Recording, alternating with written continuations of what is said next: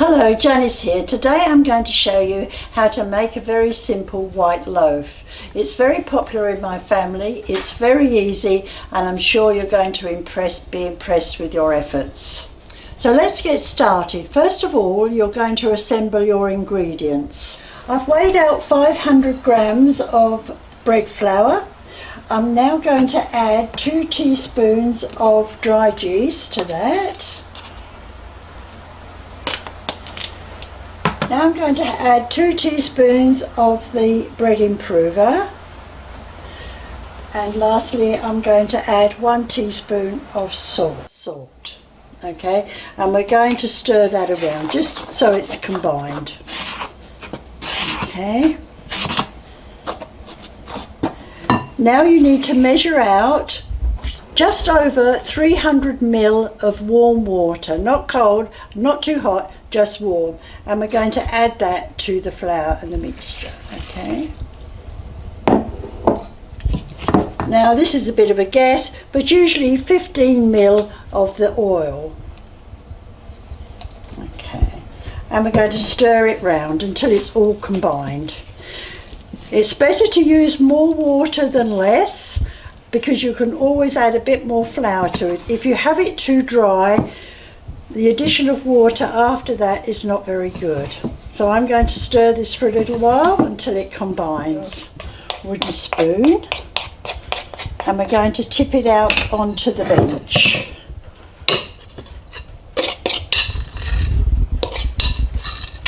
So we've got it on the bench. I put a little bit more flour down there, as you can see, and we're going to start getting it nicely together before we actually get into the kneading. Don't worry if it's a bit damp, because as I said before, that's much better. I'm now going to put a little bit more bread down onto the bench, like this. Make sure your hands are nice and floury, and off you go. So knead it over, push it down, turn it over, as you can see, fold it in, turn it over, fold it in. So keep on like that until it's all going together. This is a very soothing occupation. You can think about what you're going to be doing later. You can play some music. Just generally enjoy the process of kneading your bread. You probably need to do this for about 5 minutes, not a lot more really. So I'm going to carry on and come back in a moment. Okay, I've been kneading the bread for no more than 5 minutes really, and you can see there's little air pockets coming, and it's very nice and soft. So I just, a few more like this. I've oiled a bowl, the bowl that I actually mixed in. I don't bother with a clean bowl because it's only got a bit of flour in there. As long as you've oiled it, that's fine. You can see how nice and smooth that's looking. It's going to go into the bowl, and we're going to cover it over until it's doubled in size. Now that would depend on how warm your kitchen is. Usually takes about half an hour in my kitchen. We'll come back and show you the progress, and then we'll continue on from there. The dough has doubled in size, so we're going to turn it out onto our floured work surface. As you can see, it's lovely and puffy. Press it, and it's all got beautiful bubbles in, and we're going to just watch you sort of knock it down, which really means you're just going to push it down a little bit, not too much, not really kneading, but just a little bit. And when we've done that, we're going to cut it into 3, ready to make the plait. You can weigh the different pieces if you wish, but I don't bother. I just cut them and take a chance. It won't matter in the finality. Okay, so we're cutting into 3. While the bread was rising, I've got the pan ready, which is an oblong pan, and I've lined that with baking paper. So that's ready. So take 1 portion to start with, and you're going to roll it into a sausage, like this.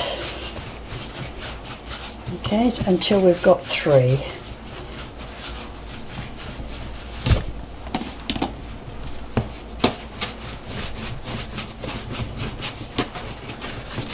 Doesn't matter what shape they come out, they can be skinny or fat in different places. Just adds to the style of the loaf when you've finished.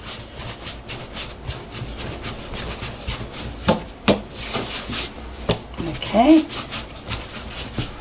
that's okay. Now we get our pan. It's lined with baking paper. It needs to be about this size. So you lay your 3 pieces of dough out on there, and then you put them into a plait.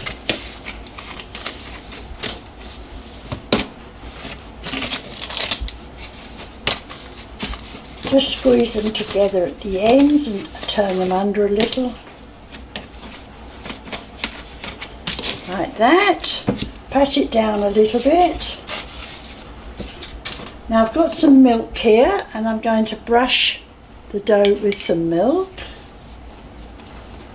Just a little bit.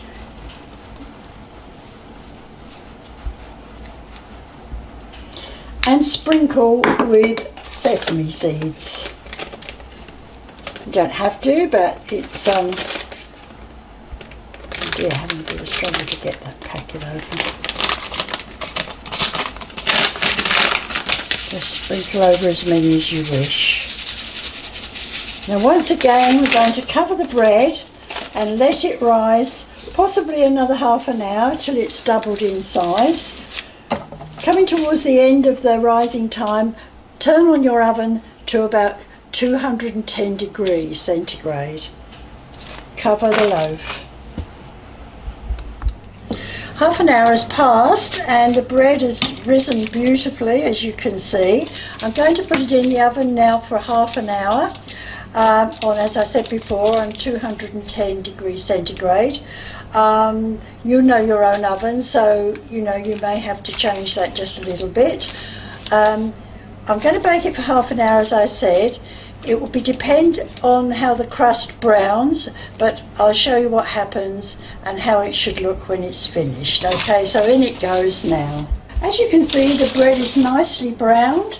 If you just want to make sure it's really done inside, you tap the bottom and get this hollow sound, but it obviously is cooked very well. So we're going to put it on the rack now, and we'll leave it there until it's cooled. So now we can cut a slice. And you can see how beautiful it is inside. Beautiful and soft. So spread with butter and enjoy. At the end of this video you can see a list of the ingredients.